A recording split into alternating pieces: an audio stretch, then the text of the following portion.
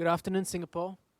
We'd like to thank all our viewers at home who are tuning in live to our live stream right now, and I'd like to thank our guests who have made themselves present, made the afternoons free for us. Today, we are launching the SDP's climate change policy, and with me are fellow speakers Cheong, Stanley, and Kenneth. By the way, I'm Naresh. Okay, so without further ado, let's proceed. The subject of climate change does not rank highly on the minds of many Singaporeans. Yet it is one of the most pressing issues that confront our future, and much more significantly, the future of our children and grandchildren. The melting of our polar caps is extremely worrying. It is estimated that the resulting rise in sea levels will flood coastal cities, which could affect 600 million people across the globe. NASA estimates that low-lying cities like Singapore will be submerged underwater by the end of the century if current global warming trends continue. In fact, climatologists warn that if drastic measures are not taken soon, we could see global warming becoming an uncontrollable phenomenon as early as the middle of this century. That is, there is a trigger point, after which there is little that we can do to come back from it. A recent study said that 2019 set the highest ocean temperatures ever recorded. The world's oceans are heating at the same rate as if 5 atomic bombs are dropped into the sea at every second.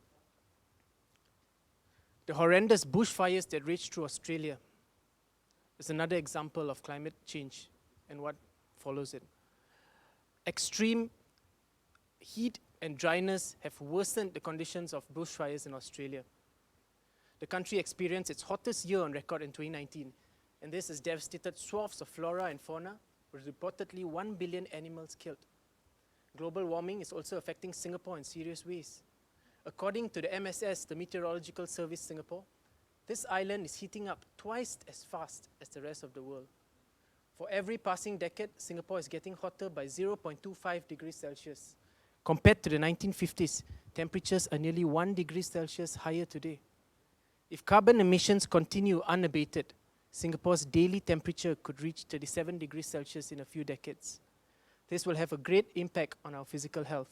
With heat and humidity rising, Singaporeans run the risk of suffering from heat stroke.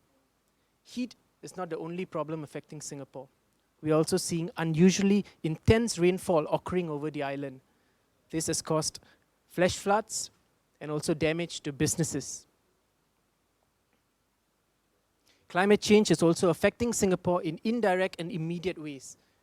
Change in weather patterns affect food production and farming in our neighboring countries. What does this mean?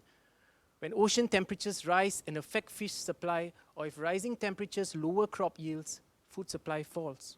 As a result, prices of basic foodstuff like rice, fish, and vegetables will increase. Singapore imports about 90% of its food from over 160 countries. Most of our rice comes from Thailand and Vietnam. Vegetables and fish are imported from Malaysia and other ASEAN countries. We are particularly vulnerable if these supply shocks occur due to global warming.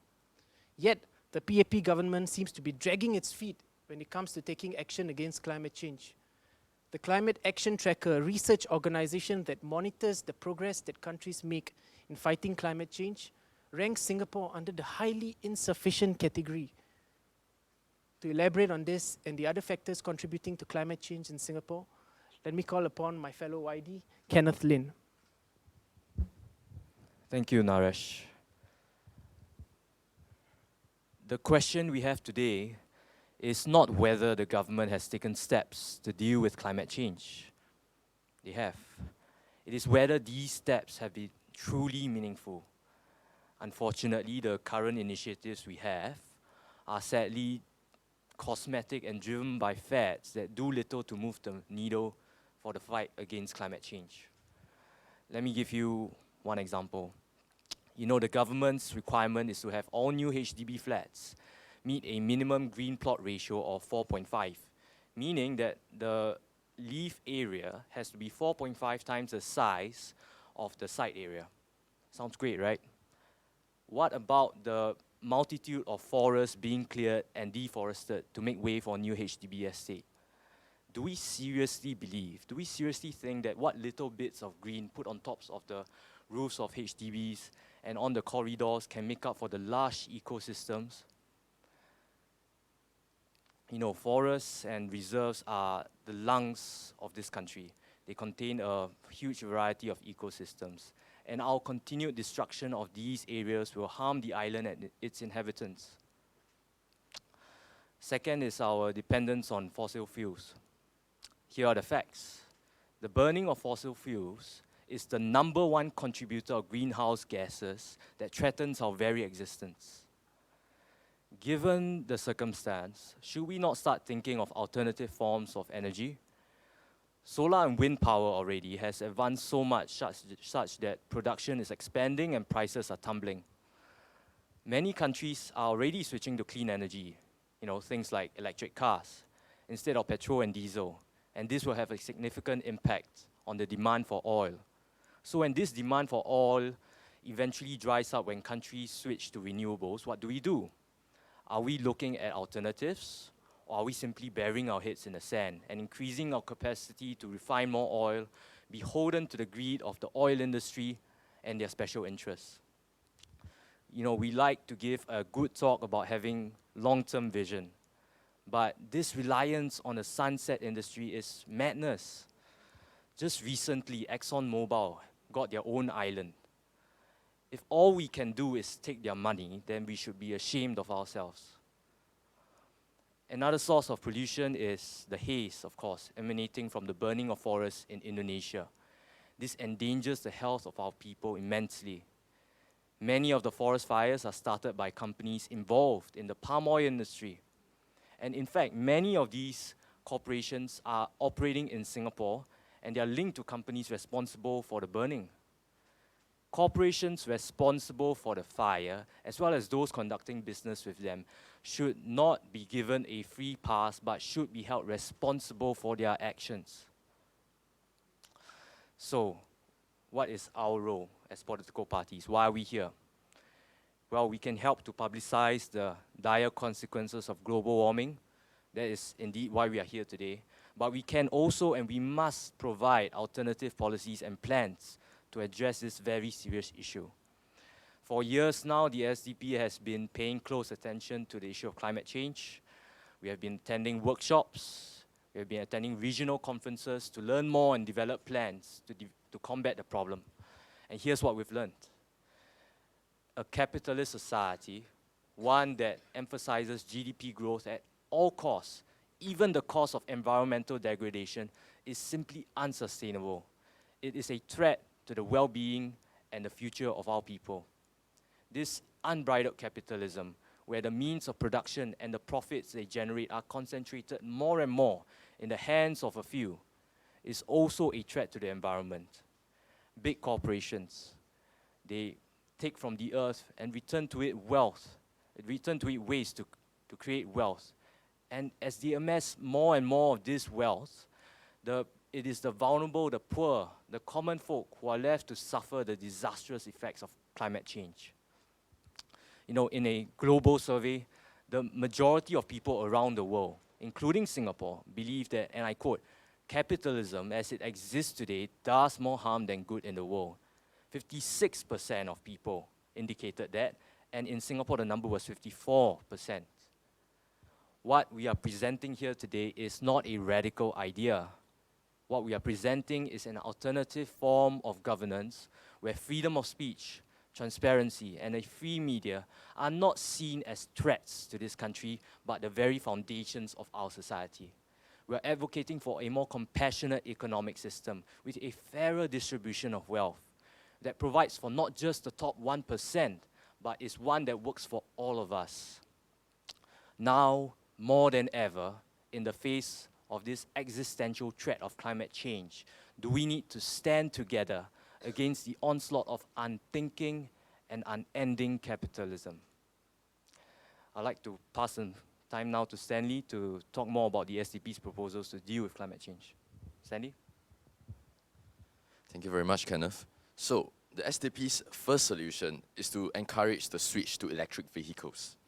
Now, the electric vehicles are much cleaner than vehicles running on petroleum, and they also produce less emittance, less pollutants, less heat, and less noise.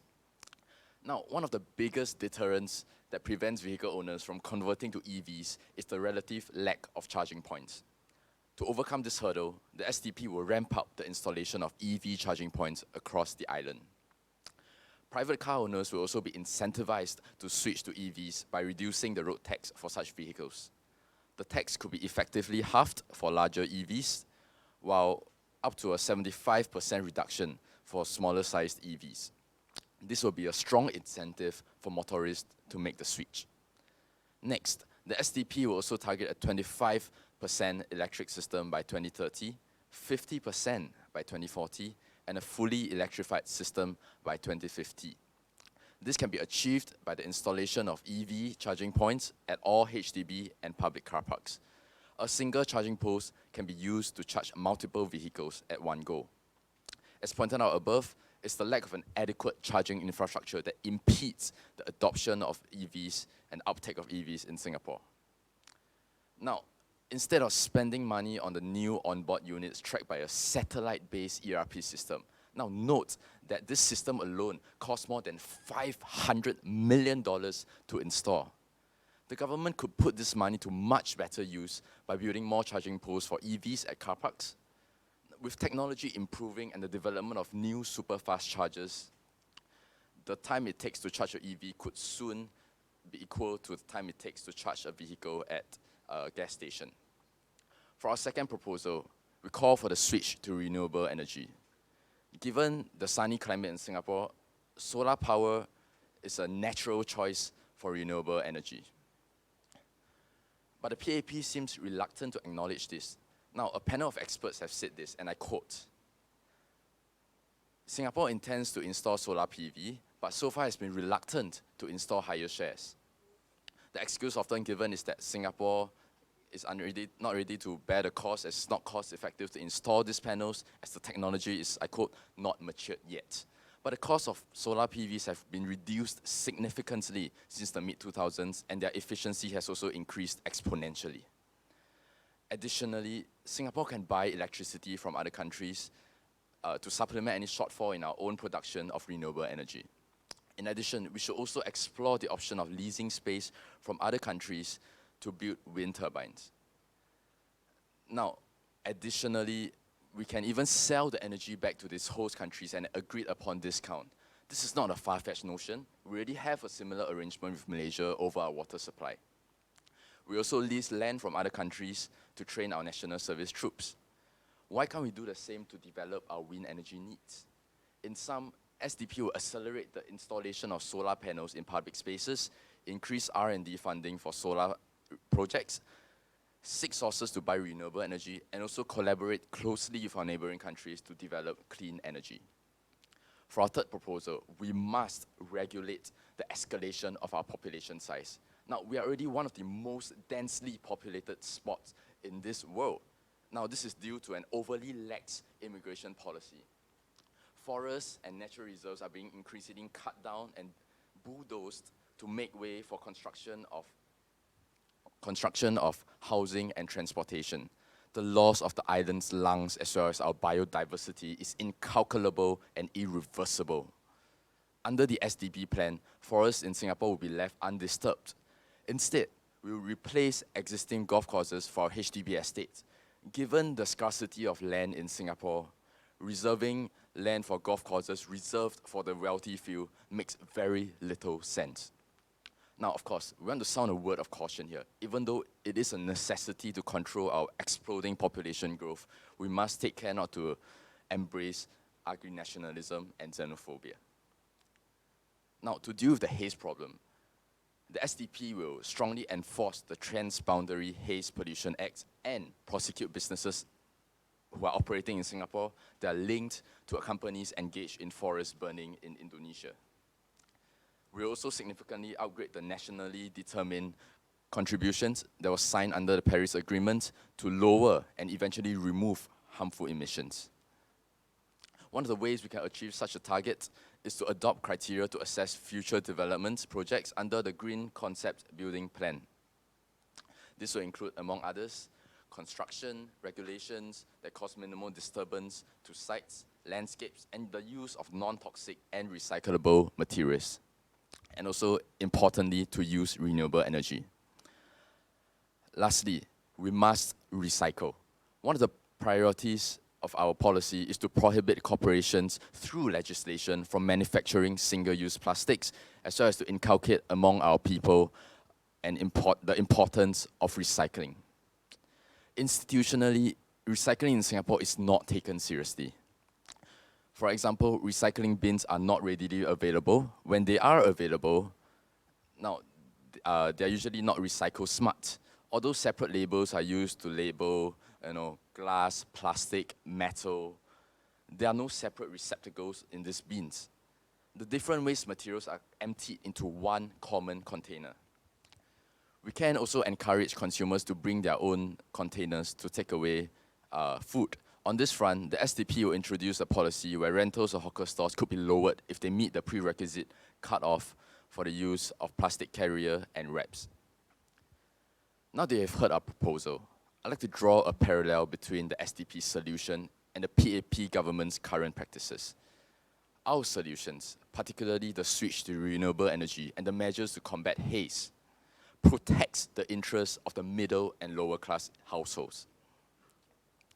Now, in the social sciences, it is undisputable that the effects of climate change are disproportionately borne by the lower and middle classes, not the wealthy. We've already experienced this. When the prices of petroleum products, foodstuffs, agricultural products fluctuate, we bear the cost. When the haze comes year after year, while others make speeches or travel overseas, we are forced to endure. Now, this is important because instead of protecting the profit margin of shareholders, of corporations, of the big oil industry, the SDP would very much rather protect the interests of average Singaporeans like you and me. Thank you. Now I will pass on to Min Cheong to summarize the SDP's policy. Thank you, Stanley. So as you can gather from what my peers have said in their speeches, the issues we face insofar as climate change is concerned are complex but not insurmountable. What we need is a government that is enlightened and determined to take on the challenge of delivering the country from the dire situation unfolding before us. Unfortunately, the powers that be don't quite seem to have their priorities in line. The establishment talks a good game, but continues to drag its feet over implementing urgent and meaningful measures that could well mitigate and even reverse, in some cases, the effects of climate change. Singapore's leadership has committed to the Paris Agreement to reduce carbon emissions while persisting in playing host to the world's biggest oil refineries and expanding the country's role in the global market of natural gas, serving only to keep our economy disproportionately reliant on this sector. The bureaucracy has drawn up questionable green plot ratios for HDB estates while ripping up forests and indulging in grandiose infrastructural projects such as Jewel in Changi. This endeavor, this project, if you aren't already aware, cost a whopping $1.8 billion to construct. It's fully air-conditioned and boasts a colossal waterfall, which is breathtaking to admire, but consumes excessive amounts of electricity and energy. And this structure, though impressive looking and attention-grabbing at first blush, is essentially just another shopping mall with stores and restaurants that you can find across the island, anywhere across the island. And so it isn't surprising that footfall for Jewel's tenants have dropped pretty significantly since its opening barely a year ago. Closer to home in terms of what affects us on a daily basis, we're told to depend a little bit more on public transport, but we see our non-citizen population burgeoning at a rate that is not matched by the investment required to develop our transport and housing infrastructure to support this growth. Our government bemoans the haze and yet is reluctant to adopt a stronger stance on corporations in Singapore that are linked to burning of forests in Indonesia. It has also shied away from taking the reins in pushing the international community to step up efforts to reduce greenhouse gas emissions, despite Singapore being exceptionally vulnerable itself to the effects of climate change as a small island nation. All these glaringly inadequate measures are best summed up in the chart that Naresh showed you earlier. This figure says it all. Singapore must take meaningful and decisive action to deal with the crisis at hand. And if not our government, the SDP will lead the way forward with our policy. Speaking of moving forward, looking ahead, our government has committed $400 million to build up the island's network of drainage systems to contain the floods. We also know of longer-term plans targeted at fighting rising sea levels over the next century, plans that will cost us $100 billion. And while these may be important measures to take, if the necessary measures outlined in our policy are not implemented alongside and implemented with urgency, then all the money and effort that we put into digging drains and erecting more dikes will not do anything of significance for us. Like it or not, the quandary of global warming is real. It is acute and it is upon us. And if we continue at the current pace and in the current direction, then our future will truly be at peril. So the SDP's alternative plan must be deliberated nationally and must be deliberated with purposeful action. We're of course willing to engage in open and collaborative discourse, and we recognize the need for cooperation between all relevant parties and entities, because we have to do this.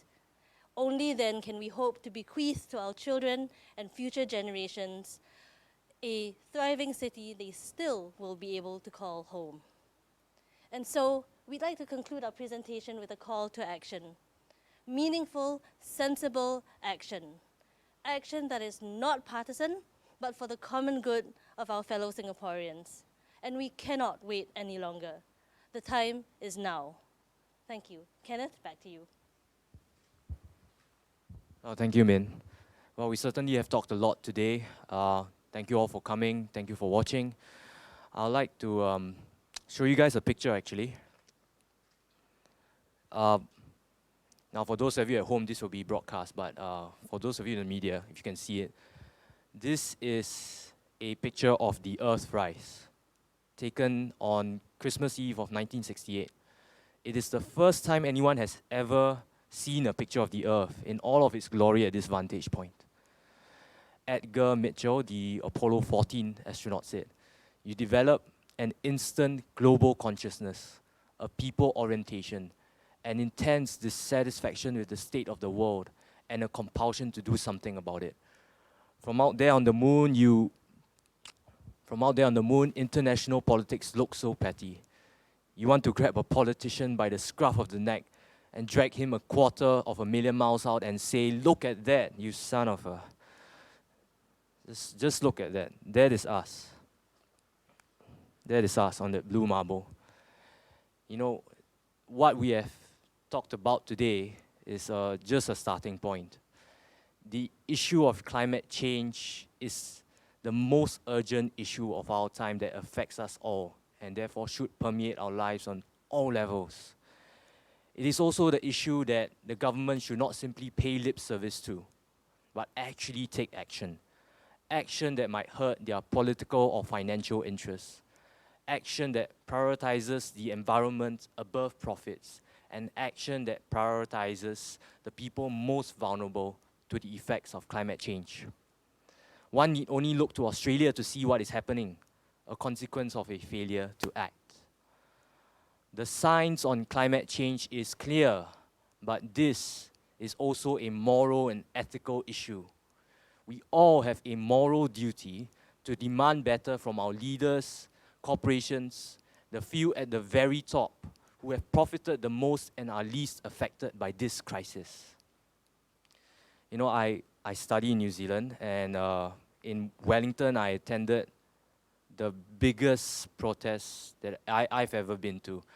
Thousands of people, thousands of young people, indigenous people on the streets of Wellington, demanding change, demanding accountability from their leaders, from corporations who have failed them on this important issue of climate change. Today, we are urging everyone out there, regardless of your political persuasions or interests, as Singaporeans and as inhabitants of this world, to demand better of our leaders and of the decision makers, the few who have the most power to decide the future of the environment for the rest of us. Our job as good stewards of this planet is to leave this planet better than we found it, not, or at the very least, not worse. Ideas are plenty, and we possess the technology.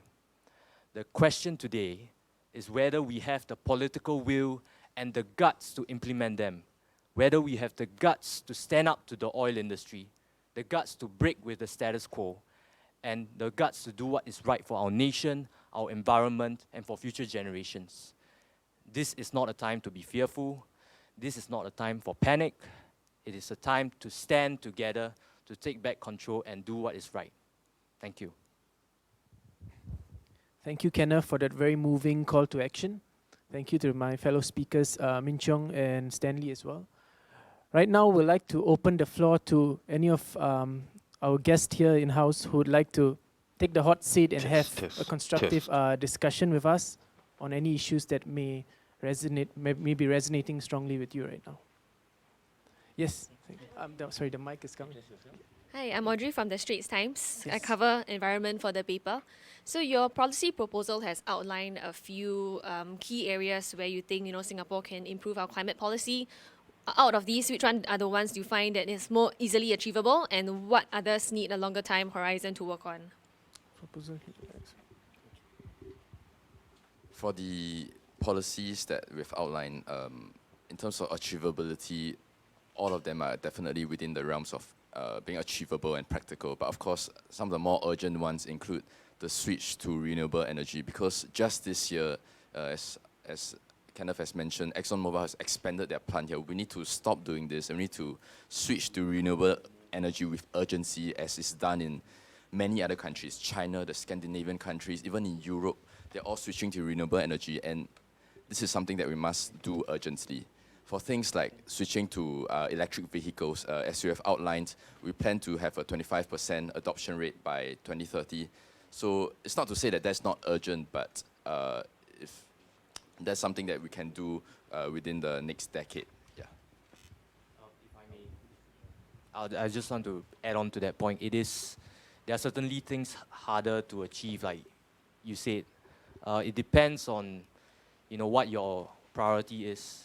If your priority is for profits, for financial interest, political interest above the environment, then yes, it'll be much harder and it takes a longer term to achieve. But I think young people and young people everywhere, what we are saying is that the climate change is so urgent, it's such an urgent issue that we don't have much time left. And we have to take drastic action, bold action to do what is right for environment, even if that includes prioritizing environment and hurting financial interests. Thank you for that question. Are there any other questions from the floor?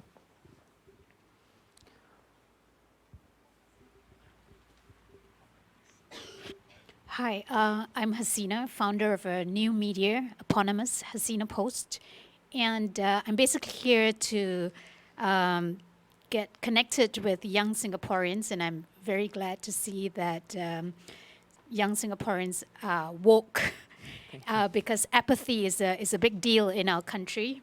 And I'm glad to see that young Singaporeans are coming forward and having a panel on climate change, which is the issue with youths globally. So my question is, with so much apathy in Singapore, and we've not been able to have even change for over half a century, what makes you think that Singaporeans will get interested in something as esoteric as climate change? Thank you.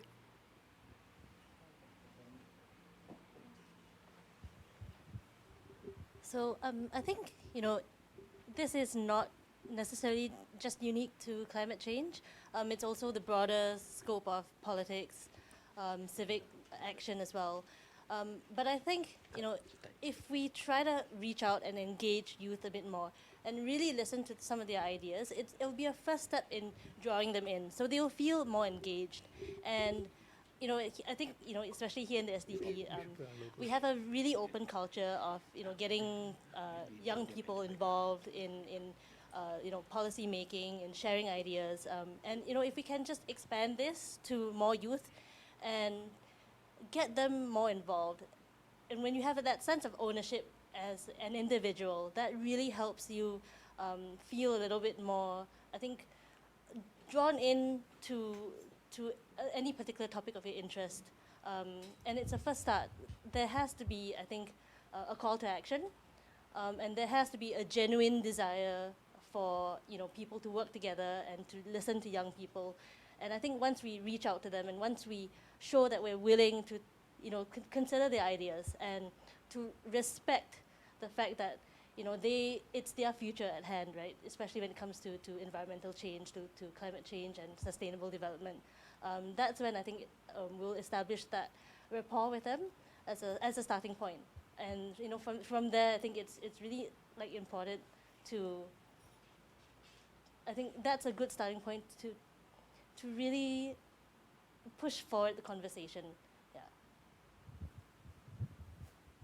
To add on to that, I also feel that policies would come into play, and it would be the sort of a nudge to push people into being aware of these issues. Because right now, in a country that we could say is stable and safe, it's secure, we might not take climate change into consideration as something that's pressing. But education has to be there, and it has to be tied up with policies, and people have to be reminded on a daily basis that these are things that are happening around the world. Because sometimes we might not see the worst of it here, but it's happening elsewhere. And so exposure on it is important, policies to give the push as well. I'll just like to add on to that as well. In my opinion, I think education, while it is important on reduce, reuse, recycling, that's what we have been getting for years, decades now, right? Growing up in the Singapore education system, I think it needs to change substantially. And this is my opinion. I feel that the burden of responsibility right now is on consumers to reduce, reuse, recycle, and that plays very well with what corporations want, because it absolves them of the responsibility to do what is right. Back in the day, Coca-Cola had glass bottles and glass bottle recycling programs. But of course, they switched completely to plastic disposable, single-use plastics for convenience and at expense of the environment. And now of course, the burden of recycling is mostly on consumers. And so if not enough recycling is being done, consumers need to do a better job, right? But yeah, I do think that education, that focus has to change, that we have to think more about who's really profiting from this crisis. It's not something that has come about from an accident. It's due to greed and the power of certain industries and lobbyists and special interests. So that's what I think we have to focus on as well. Thanks. Thank you. Thank you for the question. Okay, we have one more. So a lot of the policies that you guys have proposed is in line with what climate scientists recommend, in that, increase adoption of renewable energy and stop cutting down forests. But can you take us through the process of preparing this policy proposal? How did you guys come up with the proposals, and whether there was any consideration onto context?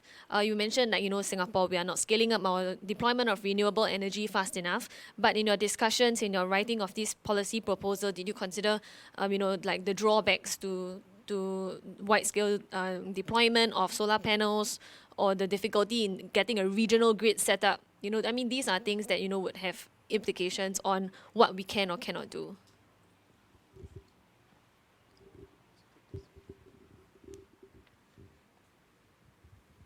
So what was the question was, what was the process that we went through, right? Of course, we came together, and we're not experts on the matter. We came up with, we did research, we came up with what we have. It is an issue on our minds, definitely. But we're not scientists, and we're not experts.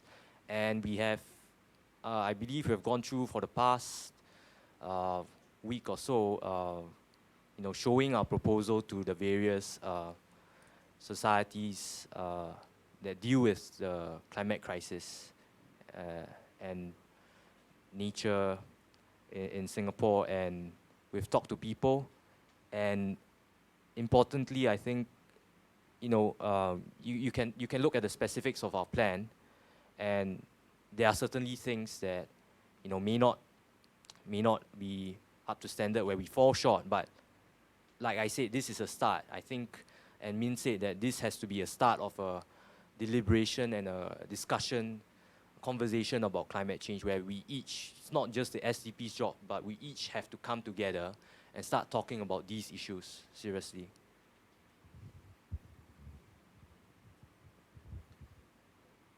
Would there be any other questions from the... Okay, yeah. Yeah, so Paul Tambaya, Chairman of the SDP. First of all, congratulations, YDs, for the tremendous job you all did. I think I want to add to the answer that you gave to the journalist just now. We're very great. I saw the paper maybe a couple of weeks ago after you all had put it together, and I was very impressed by the content. And also in the last week, as you pointed out, we've had a number of experts come in and give us their input. Most of them anonymously, but these are people who are leaders in the field who have been doing research and doing advocacy in this work for more than 20 years. And they have given us some general pointers and some guidance. Now, I'm going to throw the question back at you because I know we're going to get this question thrown at us during the GE. And the question that they always ask the SDP is, how do you pay for all of this? So, so what do you think? How would you answer somebody who turns around and says, okay, SDP has got this climate change policy, but it's going to cost a lot and Singaporeans are not willing to pay for it. So what is your answer to that? I think, as I've mentioned in my part on the policy about the electric vehicles infrastructure, you know, these are achievable with the funding that we have, because the government is planning to have a new ERP system that costs $500 million. What is the purpose of such a system? Is it to, ameliorate climate change? It does nothing for the climate. It does nothing good for Singaporeans. And we have the money that we need to implement actually, useful measures. And it's the same in other sectors, right? Like, as Min Cheong said, the government plans to invest $100 billion in building dikes and, reactive measures. Now, we believe that we should take a proactive measure in addressing climate change, because if we're only to react, then by the time we react, it will be too late and too little. Yeah, I think we have also seen a lot of purchases on a country level, from things like the F-35s to a lot of other investments that may have gone awry along the way. And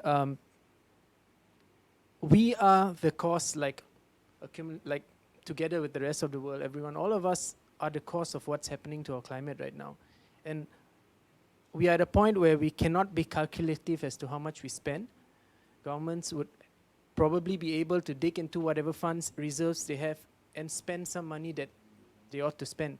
And, with that, with the reserve and with the expenditures that they have planned moving forward, maybe they could pull back some of these expenses and plans and then funnel it into a better purpose, better cause that would not fall onto the shoulders of regular Singaporeans as well. Yes. So, do you think that we will actually be seeing these policy proposals in SDP's manifesto, and will SDP be campaigning on climate issues during the elections? Well, obviously, and our original manifesto does not include the climate change policy because it wasn't ready at the time. But you can be pretty sure that climate change is an issue which is going to come up in the election, because we all recognize it's an existential threat, not just especially to Singapore, as a small, low-lying island, which is very much threatened by rising water levels. And we are not concerned about the short term. The way the SDP's election strategy, we're only fielding 11 candidates. We're not going to be the government in the next general election it's just impossible with 11 candidates in the last time round. So, so what we are thinking of is the long term. You slowly start building up we get into parliament, together with the other like-minded opposition parties, we deny the government a 2/3 majority, and then slowly we start to bring in changes.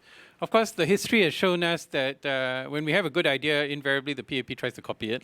But imitation is the sincerest form of flattery. But unfortunately, they tend to copy it and water it down. Like our healthcare policy became MediShield Life with a very high deductible and things like that.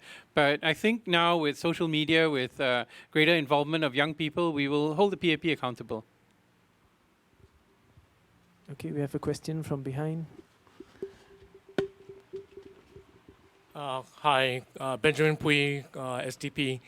Just to add to the questions that the media has asked, I myself am a businessman. I've brought investors from Europe, from Germany, from America to invest into solar projects in Thailand and Malaysia. And many of them have been looking at Singapore, but for a variety of reasons have not been able to get in. And so it's not like the investment that needs to go into these areas have to all come from government pocket or from taxpayers' money. I think there's a lot to be said about bringing in FDI that can go into these areas. But I do want to, again, throw, just like Paul, my colleague, throw the questions back to our young Democrats. I think what we seem to be hearing is that the younger generation of Singaporeans, represented by our young Democrats, is really looking at the government spending monies in areas and in concerns that maybe is not on the government's agenda. And it's not about climate change per se, but it's about where is money going, taxpayers' money, FDI and the likes, and why is it not going to areas that are on the hearts and the minds of our younger people. And I think the younger generation is not the youth and the 20-something-year-olds, it's our Singaporeans right up to age 35, 39, maybe 40. And so that, I think, is also a very big electoral gap between what I interpret as the government's understanding of what is on the hearts and minds of our younger Singaporeans and what younger Singaporeans like all of you in the Young Democrat want to see the government putting taxpayers' money into. So I don't know whether maybe our YD can say a little bit more about like what does our YD stand for? I mean, climate change is one of the issues, but what do you hope to bring to the table in the political scene in Singapore around what the young people feel is important that the government should be paying attention to? I think a lot of my peers and myself would say that now is a really good time to remind the establishment that a government's duty of care is public service, right? And that means listening to the concerns of people, really listening, and understanding that you are there to serve and you are there to really bring the entire nation forward. You're not just serving a particular sector. You're not just, trying to appease a particular community. It is Singapore as a whole, and really what is the role of a government? And I think a lot of young people recognize and are acutely aware that the role of a government and the duty of care of a government is to look after the interest of the nation, right? Which is not just about the economy, right? We hear a lot of that. Even right now with the coronavirus outbreak, we hear a lot of comments about, oh, the economy is going to be affected. Yes, we recognize that, but your first priority should be the well-being of people. And I think that's where we really need to establish that. We need to remind people in power that your role is to safeguard the interests of people. Your role is to take us forward in that respect. And I think that's something that we feel, I think, as young Democrats and as young citizens of this country, where the establishment has sadly lost its way. Some of the policies that were established decades ago, they weren't bad, right? Our leadership was able to bring us forward in a way that I think was fairly reasonable, fairly sensible, but now we're seeing that has changed. There seems to be a consensus among younger people that the agenda of the current establishment, the current government, seems to no longer really be focused on the common good of its citizens and people, and speaking to a lot of my peers, younger Singaporeans. This is definitely something that comes up in a lot of conversations. So to sum up, I think what we stand for is to remind anyone who has that mantle of authority that you're not there to serve your own interests. You're not there to just work on buttressing our economy. You're there for all of us, for people, for social issues, for civic engagement, for causes that, yes, may not contribute directly to the economy, but should still be paid attention to, should still be a focus of good governance. Yeah. What makes you think that they'll listen to this? Because we've had this said many times, and they just don't take the opposition seriously. even though your policies may be thoughtful, young people are speaking up, they ignored the Tembusu kids who wrote an open letter to the Prime Minister. And so why should they pay attention to you? And my second follow-up question is, in drafting all your policies, very thoughtful, your prescriptions, obviously you've engaged with people. What was some of the biggest difficulties you faced in getting Singaporeans engaged on the issue? And also young people, what are they telling you about getting climate change on the agenda? Thank you. Oh, thank you for that. That's a very, very good question. And the first part of the question is, why do we think that they'll listen to us? Or take us seriously, yeah. Well, we don't have an answer for that. The ball is in their court, but let me just ask a question. What is the average age in Parliament today? Yeah, you don't have to answer, you can research that, but I think the implication is clear, that how many of us young people are involved in politics or are represented at the state level? I mean, if we want to have our voices heard, we each have to stand up and get our voices heard. We each have to get involved in politics, in activism, and more of us need to do that. I think the recent developments have been very encouraging, but still, I cannot emphasize enough that democracy is not a spectator sport. You have to participate in it, and we all have to take ownership. And that is what we are doing today, and we hope more young people will do that. Recent developments encouraging of what? Well, as you mentioned, the open letter, and as well for me personally, what was encouraging was the whole sexual harassment scandal. It's of course related to the Me Too movement around the world, and it is of course a very important issue, and it is an overdue issue that the university has only begun to wake up thanks to activism of some very, very fine student activists. Yeah, so things like that. So the second question about the difficulties and obstacles you face engaging Singaporeans and young people? As in for our paper or in general? In general. In general. Singaporeans and young Singaporeans. Right, I think I can only speak from my own experience. I think, Singapore youths are usually said to be apathetic, and I think that is because, the government has been successful in making politics a sort of silo, separating it from everyday life, and perhaps not just the government, but politicians in general have an urge, a tendency to be egotistic.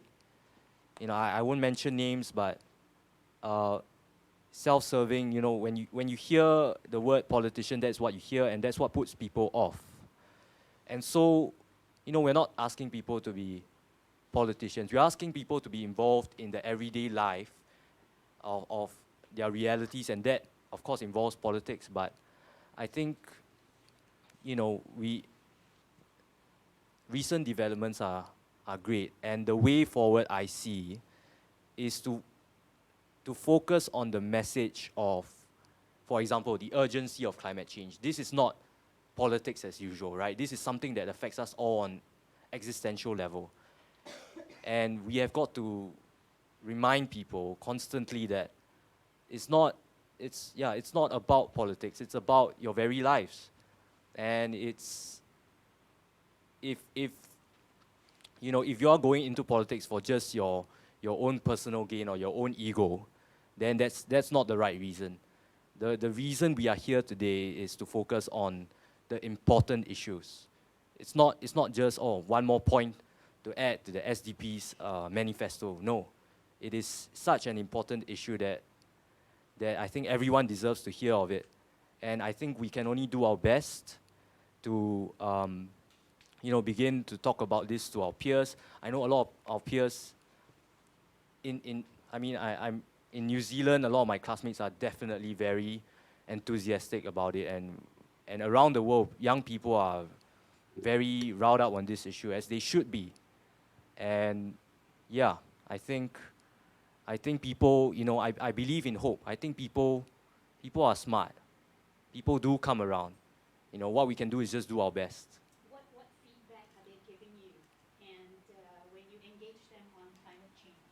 Oh, on climate change. From my experience, I think, like I said, young people are very, very concerned about climate change, and the kind of feedback we hear is like more on the specifics, like what we've been hearing so far. But I think the general idea is that definitely more needs to be done. Yeah. Okay, due to time constraint, we can only take one more last question. Just one more. Anyone? Can we get them to say their ages? Okay, so no more questions, yeah? Okay.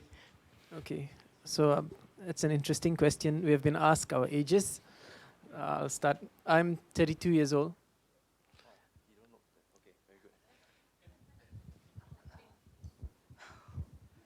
You sure that's not fake news? Okay. I'm 25. I'm 24. And I'm obviously old. I'm 34. Thank you.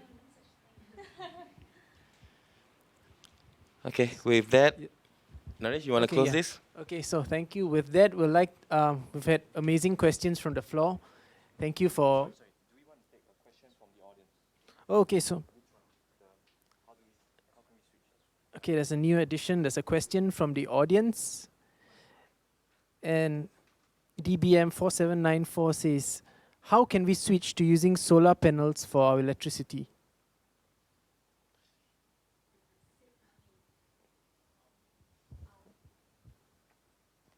How do we switch to using solar panels?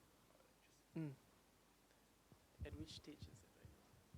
So as Kenneth mentioned, we're not technicians, we're not scientists, but the science, for solar panels, for solar powered electricity is already there. The costs are being lowered exponentially, and so are the efficiency rate is increasing also exponentially. So how do we use it for our household is simple.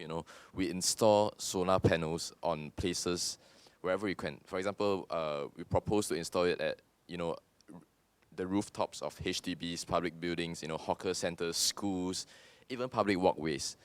These are just an example of places where we can install solar panels, and at the current rate, we are not nearly there yet. But just to add, I think that one of the concerns of using solar panels for electricity would be how do you aggregate it and keep it constant, and so that you can use it for bigger purposes apart from a light bulb or charging your phone. So we have companies that are being developed right now in the region that are essentially even having like sort of a virtual power plant that aggregates the solar, the electricity generated by solar energy. So that would probably be out and in function in the next few years, and we can look forward to that for broader scale uses. But what we can start doing right now is to use it. Panels are available to use it even for smaller, smaller pockets of users in our everyday life. Thank you. Thank you for the question from the internet. Yes. And okay, so wrapping up, we'd like to thank everyone who's present here. We'd like to thank our audience at home who's watching on live stream. We're the Young Democrats from the SDP. You've just been watching the SDP climate change policy launch, and we look forward to engaging you in future subjects, future matters, future events as well. Thank you. Thank you.